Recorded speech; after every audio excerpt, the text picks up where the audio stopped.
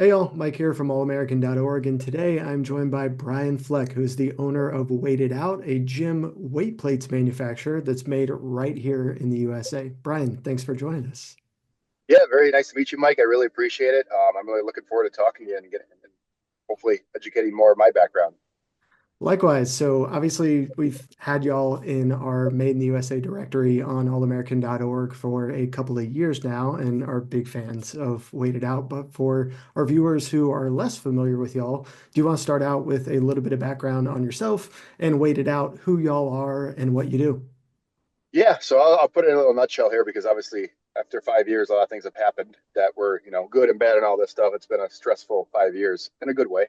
But we were one of those pandemic people, right? That came from that. It wasn't honestly, it wasn't intentional. And it's a good thing. I have another business in manufacturing. I do like industrial supplies. If you think of like a Fastenal, Granger, that kind of thing. Nice. So I had a lot of manufacturing network that I could work with.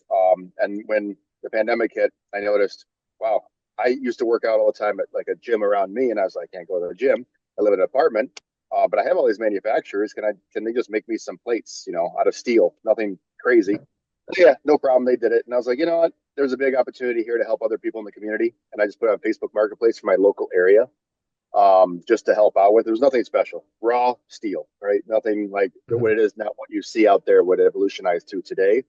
But a lot of people really, it wasn't just like they needed weights. It was like, hey, I've been looking for these for years before the pandemic. It's like, really? Like, okay, so there's something here. Let's go to a website, work with the manufacturer, get the website going. Just put some generic pictures on there at that time. It was nothing special. Don't get me wrong, but people needed it, and we were probably, I would say, the really the only mainstream solid steel weight plate business in the country. Um, Now I think there's one other plate that does like tens, fives, two and a halfs out of solid steel, but they didn't do 25s or 45s. So we're the only company that did mainstream. Regional people, they might have had a job shop somewhere and just made a weight plate. Mhm. But since that time, we've grown obviously to a little different options, and we maintain the thinnest profile. Going back to when I lived in an apartment during this time, it was great to have thin plates. So Yeah. we saw an opportunity there as well in regards to, hey, these are really good space saving. And I mean, that could be a 300 pounds in a stack like this and just put it in the corner of my apartment and be good. So there was a huge advantage to it, which I didn't really think about at first until we started really diving into the marketing aspects of it. And what I've been using, I was like, wow, these are cool. Um, so regardless, that's kind of how we started. It was a pandemic. It was an opportunity. I just assumed after like 6, 7 months when the things calmed back down that I'm going to go back to my full time business. And okay, it was fun. We're done. Right. And I mean, we do a lot of supplying other products that are made in USA too on my other business. But Mhm. this one, yeah, this was, it's fun. It's a good ride. I'm looking forward to it. People like the stuff, and we continue to evolutionize the product and the plates and the different coatings, the different types of plates. So here we are. After, and just again, that's in a very small nutshell. There took a lot of work to get to this point, and there's still a lot of work to go. But it's great to have local manufacturers that can help me out. Where we most of our stuff is made within a couple hours from where I'm at, and coders close by. It really helps to have that supply chain very close to you. Not only can you check the quality right away, just go over there. You can talk to them on the phone anytime. I would say it's very easy to move a product to the next process, even though it's a different location, but it's Mhm. so close to each other. So there's no huge shipping cost, which ultimately helps the customer out at that point. Yes, the labor cost is more, but there's a reason why I like it. Most of it, whatever I can do here is as much as possible. Totally. Those are definitely the value points that we preach a ton, especially with hyper local manufacturing. I think a couple others that are pretty interesting are like product iterations. You mentioned that you've come a long way from that initial steel cutting to a lot of the products that you offer on Weighted Out today, and having your main suppliers and manufacturers within a couple hour radius of you. You can pop in and pay them a visit and talk about product innovation and some of the other things that you can do to improve your inventory. I mean, you guys offer not just weight plates today. I saw in your store you have barbells and then the bars for adjustable dumbbells as well, and a few other accessories that are on the site too. Yeah, yeah, and that I mean that. brings a good point up because the speed of change is helpful. Yeah. Being so close, I'm like, hey, I need to change this product, or you know what, this steel came out not as calibrated as we thought it was going to be. You know, it weighed Hmm. 44.8, it should be 45. So adjust on the machine real fast, done, and fix it, and then test it, and then put it back on the machine, whatever the case may be. That it helps with when there's an issue in manufacturing, we can pretty much escalate the solution right away and expedite the process, I should say. So we don't have to wait months to like, okay, now we got to go back, now we got to do it again, and now customers are going to be upset. So Yeah. I mean, there's a value. I hate to say it, but the more you spend, there's a value in that, right? And I know we Mhm. cost more in America, but there's nothing wrong with that. It's just there's a huge value in that part, and that's kind of the Well, reason I why. think I think there's a balance, right? I actually just recorded a video last week that I'll be posting on our channel soon. Actually, probably already by the time that our interview posts, just around the meaning of the word value, right? Because oftentimes I think there's a big segment of the American population that associates value with just price and it being the cheapest thing on the rack. And there are a lot of other factors that can and should go into the word value and how you evaluate that for purchase, like the quality of the product, how long you're going to have it, the people who made it, maybe the community or the impact that the product has on you or the people around you or the people that made it. I think there's a lot of different factors that go into that. So I'm glad you mentioned it. And it Yeah, seems like y'all are really in that nice sweet spot of getting a really quality made product that is for a fair price for the quality that you're getting and a good value. yeah. Yeah, and it really depends on your customer base too, right? The Yeah, demographics involved. You know, there's some people that will never buy our stuff because they say we're way too expensive, and there's some people that actually say like, "Wow, you're priced really yeah, well. We're going to buy more." It's a weird like little thing. It just depends on who you're marketing yeah, to, and unfortunately, not everybody can afford every single product that everybody makes in the sure, world. But but they have other options. You know, there's nothing wrong with that. There's that's why we have definitely. competition, but our option is not going to be inexpensive compared to other, Yeah. overseas some of these places. We want to make the premium product for the premium users and not just the weekend warriors, but the people who use these products every single day, and that's their one of their main hobbies or their Absolutely. goals. So So, how would you describe some of your typical customer base or target market? So you mentioned that the kind of impetus for it was during the pandemic and being in a small space and kind of just being space saving for a home gym. Have you found that the folks who are buying your stuff has kind of evolved into different groups of people over the years? oh yeah, definitely. So, I mean, now that we have three options of plates, we have the thinnest bumper plates, we have the thinnest solid steel plates, we have the thinnest cast iron plates. There's three different types, and I would, you can use that old analogy, good, better, and best, but they're all best in my opinion. Of course, I'm a little Yeah. biased, but with that comes different demographics per type of plate you want to have. So when we first started, it was just solid steel, and as we all know, in 2021, 2022, the solid steel price went skyrocketed in the nation, and that I thought I was done in that, which is great, but I was like, not great, but it was just like, okay, we're done. That was fun. But to go back to the question in regards to demographics, at first, it was probably everybody, right? Everybody just needed weights. We're like, Mhm. we need it. Let's get it. Be done. But as you start growing your business and things, because the supply chain eased up for everybody who needs it, if they want to have inexpensive plates or they want to have expensive plates, now they have options again.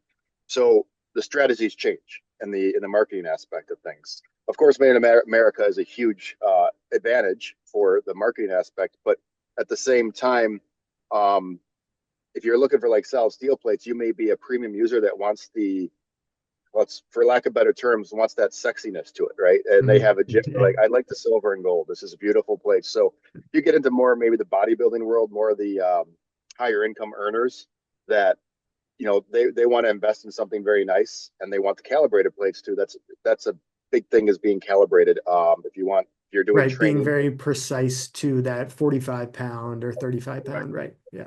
Yeah. So you're if you're doing training for competitions, you want to obviously be as close as possible to that Mhm. weight so you're not off, because a lot of these weights can, if you're buying more inexpensive things, they could be 4 to 5% variance, which if you got a Wow, that's 45. huge. Oh yeah, and I've seen a lot of them. People even said that they don't notice them until you start weighing them. They're just like, oh, they're weight plates. Then they weigh them, they're like, this is 42 pounds, it's supposed to be 45. I was like, yeah, you got a variance, or it's 48 pounds. So when you're doing these types of lifts and you have a goal in mind, you could be 10, 12 pounds off on one side of the bar versus the other side. You don't even know it though. So That's that's, wild. yeah, that could bring in injuries. That could Totally. bring in obviously a lack of, what do you call it? Your competitive edge per se. Hmm. But in saying that too, that's the solid steel was great for that. And a lot of home gym users kind of use that. It's not as many commercial gyms would use the solid steel. The Right. cast iron's starting to get into the more, you know, barbell clubs, the local gyms, Yeah. the gyms that may have two, three locations. And that's big for space saving too, not just for home, but also think about a commercial space and everything has to be kind of planned out accordingly based on the space you have and the exercise equipment you want to put in there. Hmm. And the plates, I think, are an afterthought. What I'm noticing a lot in these gyms, they just buy whatever plates they want. They're fine with it. Interesting. But, yeah, but then they notice, okay, well, if we have thinner plates, then we can have less weight trees to put all the plates on, and then we can have more machines. Yeah, Okay, more rooms for activities per se. that's So true. that's starting that demographic has changed a little bit and more to the gyms. We got our first college signed up that they were transitioning everything to there. Nice. So Congrats. there's yeah, thank you. I appreciate it. It's taken a long time, but the product, as we kind of say with the value, with innovation comes education as well. So therefore, anything that's new is going to take time. So no pun intended. You got to wait it out. Yeah. That's kind of one of the reasons behind the name of the company, not just a pandemic name, but it's a patience name. Like you have to work to get to that next level, and it's going to take time and patience and effort. That goes with lifting, with the exercises. You got to work at that. So and then the bumper plates come into play, and that opens up a whole new avenue. Like not just home gym, not just commercial gyms, but now you can kind of get in those CrossFit gyms and everything. Hmm. That they need the bumper plates. They or so, and we were the first ones to do thin bumper plates. Now, so those are three options, and the demographics continues to grow from home gym, and now we're focusing on more B2B as well, commercial gyms, and more of the higher income earners per se that want those solid steel and custom engraving because with custom engraving, you can have your own plate that nobody else has in the world. That's yours, right? It's still going to be the Yeah. solid steel, yellow, or I'm sorry, gold or silver, but now you have your own engraving on there. You can put whatever you want on there, and nobody else in the world has it except for you for a minimal cost. And some people really like that uniqueness, right? They're like, wow, I am the only person that has any of this. And we can even custom design different types of plates too. It doesn't have to be our same design, right? So if Really cool. somebody if somebody wants to have a 52.5 pound plate that has 6 stars in it for some reason, we can do that. Like nobody else can make that, and we get it all done. It's not going to be cheap, but we can do it, of course. So I think that's kind of what demographics I want to push myself to as well is the customization options because it as we all have unique personalities in the world, and we want to show that off within what our hobbies Hmm. are sometimes. So hopefully that answers the question in a long way around. All the different we're going to be everywhere, hopefully, but right now it's starting to branch out and be more popular from the home gyms to the commercial gyms to the bodybuilding worlds to the we actually did strongman comps. We got the two largest strongman competitions in the country that we Wow. were sponsoring. They just loved the plates that with handles were a big thing. Moving fast, get them on there. You can do different Nice. exercises. So yeah, no, there's a lot of there's a lot of marketing aspects that I'm just learning right now that I'm talking to you. We're No, uncovering new no, stuff every minute. yeah, I love it. that's why we're talking. But Yeah. so hopefully that answers your question in a No, long definitely. way. I mean, the home gym community obviously is growing rapidly and even more so over the last few years. And I think just with the thinness of y'all's plates, I can definitely see the appeal with the powerlifting community as well. Just being able to stack as many plates as possible on a barbell for those like really big, intense lifts. And super cool that you're getting into a lot more commercial spaces in colleges and universities as well. And that's huge. So congrats on all the growth.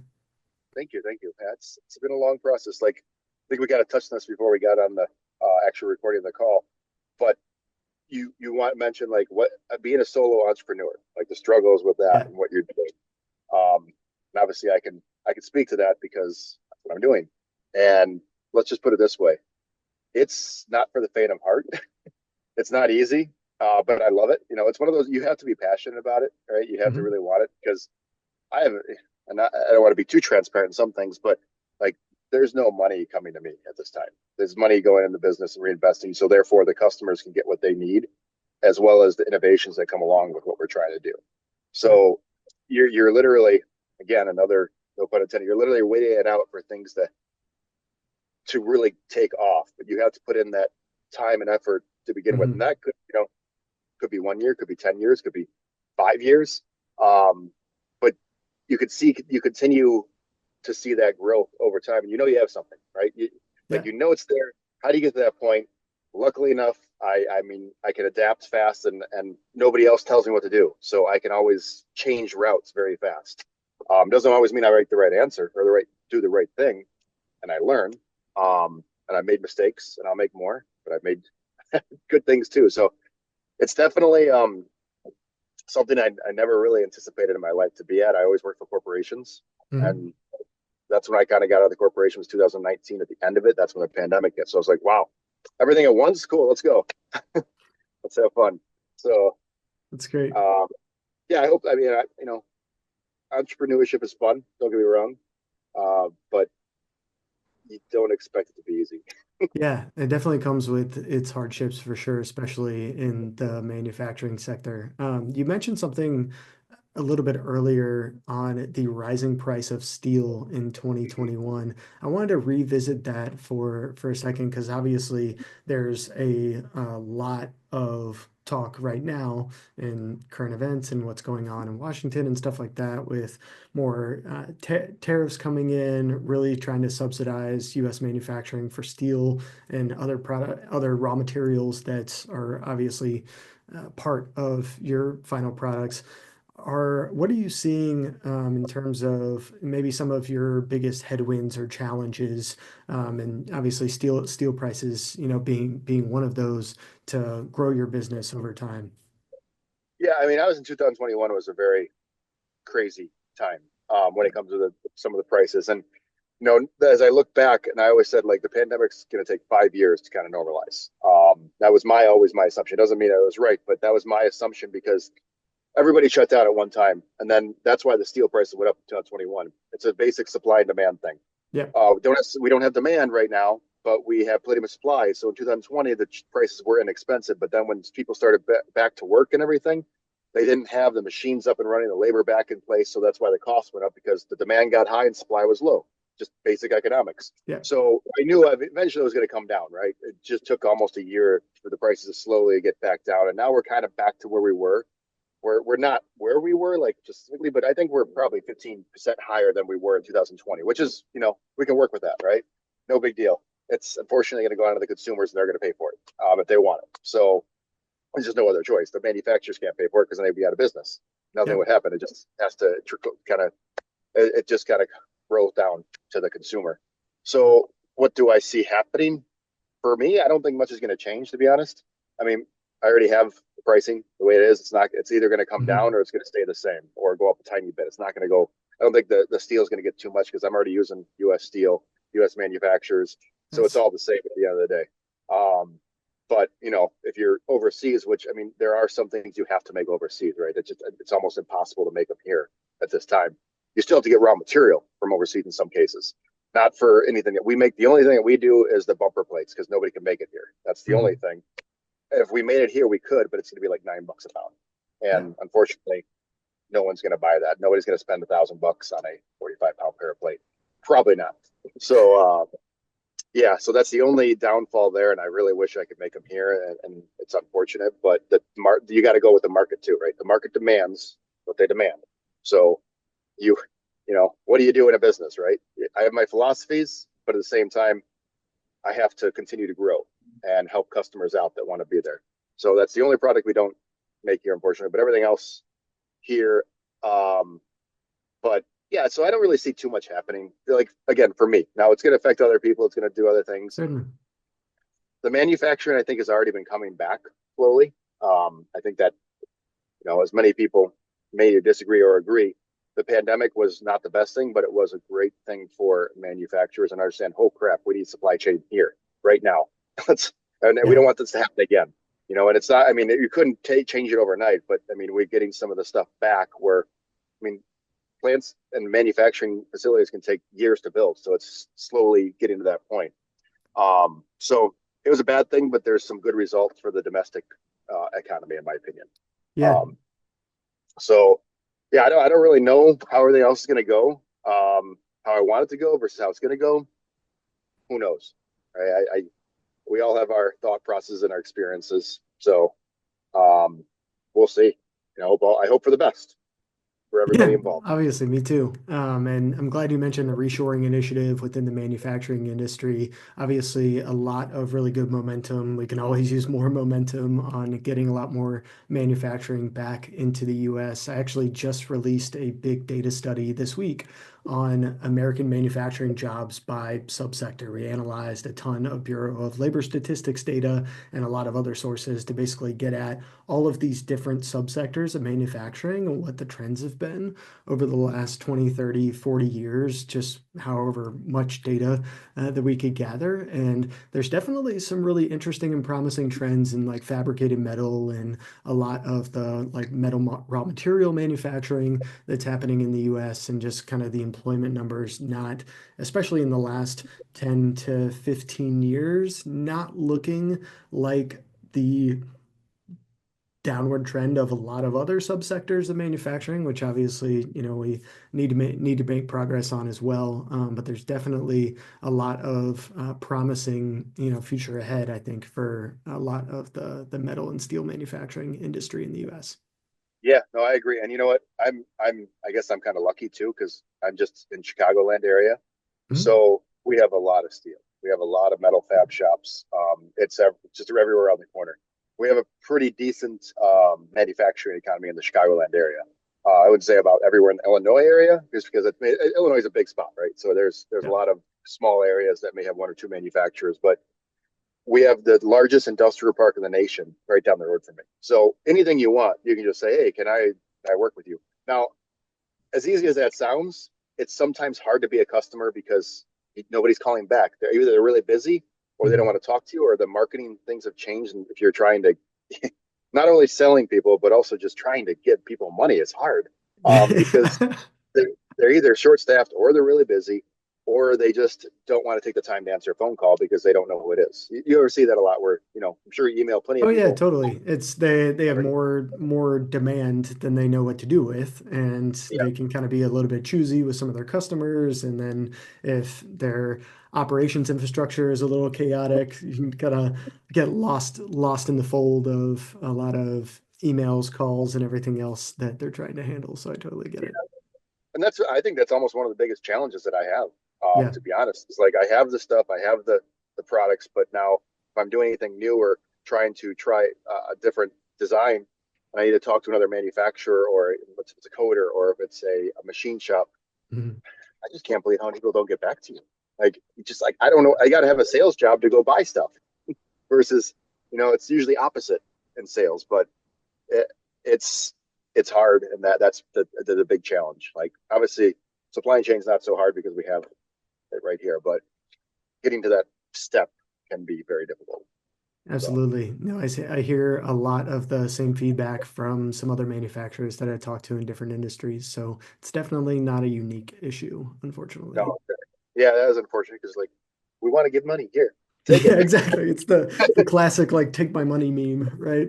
Yeah, take it all, but they don't want to. So Yeah. um, yeah, no, and I know you had some other questions. I'm happy to what on that list, and I might have answered them in a long route, but keep me on track because being only one person, my brain is everywhere. So No, man, this has either been a yell. great conversation. I think our viewers are getting a really good inside look at just how your business operates and a lot of the products and stuff that you offer weighted out. So it's been really great. Maybe to spend our last few minutes here, I would love to talk about just the future of your company. So where do you see it going? Obviously, you mentioned some challenges ahead, but also some really exciting potential new products and things like that. What's on the horizon for weighted out?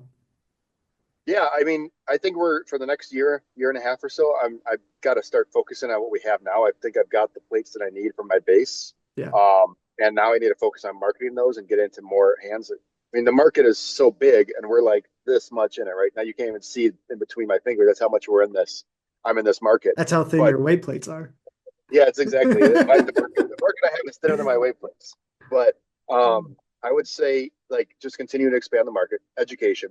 getting more gym set up, and I think I really want to be in more military, uh, bases and that kind of thing. Yeah, Now, when you think about if we're shipping stuff overseas, like military bases, wouldn't it make sense to have the most space saving weight plates that you're going to need, regardless, so totally. you can put them in a container, however it ships, just easier. Plus, they're made in America, so you don't have to worry about any of the, that thing. And I know a lot of plates that are going to military are not made in America. Um, just the way it is. Like, I mean, this is pretty new. Fitness products being made in America, a lot more than they used to. Hmm. This is, I think there was maybe one or two manufacturers of like weight plates before the pandemic. Now there's maybe seven or eight, if not more. I don't know. A lot of people I talk to are trying to get into the. They want to like, hey, can I work with your foundry? Can I get my own design? Can I do that? So there's more of that, but I'm also looking. I want to take my design and not have it just for me, right? Maybe I can do private labeling for other companies, so they don't have to Absolutely. invest in tooling that I've already invested into. I mean, tooling's not cheap to get this stuff made. Hmm. So why not allow them to, for lack of better terms, piggyback off my work that I've already done and allow my design to flourish? And now everybody can be happy. And now they have multiple avenues. Now I just become the manufacturer versus a distributor, and that takes it's less money involved, unfortunately, because you take lower margins for that kind of thing. But at the same time, um, it would I'd rather just be making stuff versus making it, selling it, doing the trade shows, all that stuff. Yeah, I think that would be more fun. And we got new cast iron plates coming out, all the different sizes, and we're focusing on love it. the custom colorization of them. So if somebody wants to have a set of yellow plates because they just love yellow, they can. Or if you're in a gym, you want to focus on restoring your plates with our industrial paint. So if you're a small gym that you can't afford, $250 per pair of customized colors or customized products, so you already have plates in your gym. You want a theme gym? Send them over to us. We'll paint them in a week. We'll take them all. Take all. Now you get a yellow or blue plates or black, whatever you want, and they're Hmm. brand new plates basically. So therefore, now they're only 10, $15 a plate versus $250 a pair. So you're saving tons of money, but you have your gym.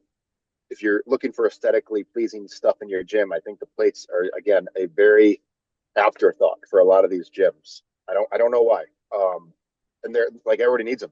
Every single person's using a plate in a gym, so it's not like every single person's using a barbell, curl bar, or a bench. They may be using a treadmill, but seems like everywhere you go, there's a plate in the gym, and it's the main part of that. But it's an afterthought in a lot of these gyms, and I don't know. I just have to. I want to redo my marketing to show this, like, hey, like this little thing can really set you apart from other gyms in your area for competition wise. So Absolutely. And I loved your point on military bases too. My little brother is stationed out in California. I'll have to ask him about their gym setup out there and what they got. yeah, that'd be great. I appreciate that. I know. I mean, it's hard because there's a lot of contracts that are out there.